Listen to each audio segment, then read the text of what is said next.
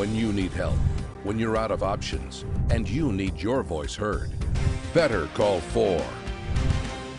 All right, so when the pandemic hit, thousands of people right here in Ohio were out of a job and turned to federal programs for some financial help. That money was a lifeline. But as Jennifer Bullock tells us in tonight's Better Call 4, some of them are now being told to pay it back, Jennifer? That is right. The Department of Job and Family Services offered pandemic unemployment assistance to nearly 700,000 Ohioans, only to tell some of them later that they received too much money. One of them, a Madison County man, says he shouldn't have to pay for their mistake, and after several attempts to contact the state, he called Better Call 4.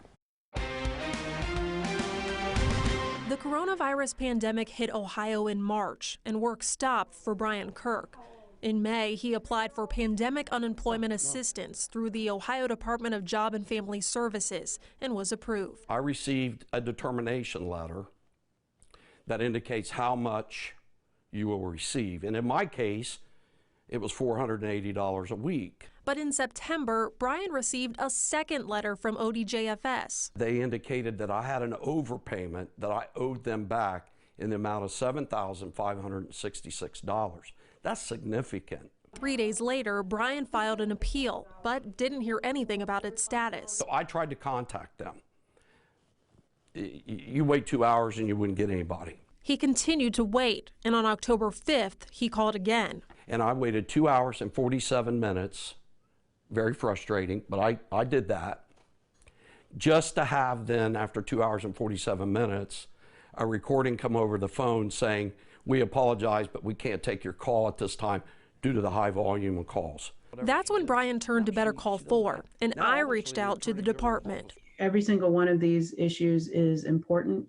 Every claim is important. I spoke with Director Kimberly Hall, who tells me that PUA is a federal program, and the Department of Labor urged states to let applicants report their own income history so payments could go out quickly. And that is where, frankly, there is a disconnect that ends up being revealed between the income amounts and what's truly the appropriate weekly benefit. Ultimately, Director Hall says that is a decision made at the federal level that ODJFS is required to comply with.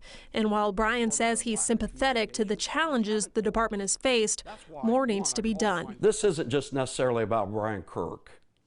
This is about the thousands and thousands of other people like me who are less fortunate, whose voices aren't being heard. And because of Brian's communication struggles and because this is a federal program, I took it a step further and reached out to the Department of Labor. A spokesperson responded to me just about 30 minutes ago with a statement which says in part that there is no waiver provision for PUA overpayments regardless of cause. Any overpayments must be recovered in accordance with the state's law and policies. Of course, this is a story we will continue to follow. And if you want more helpful consumer information like this, like scam alerts as well, or if you need help and feel like you aren't being heard, you better call 4 at 614-212-4444. You can also visit our website, nbc4i.com/bettercall4, and be sure to tune in every Tuesday and Thursday evening at 5:45 to watch Better Call 4.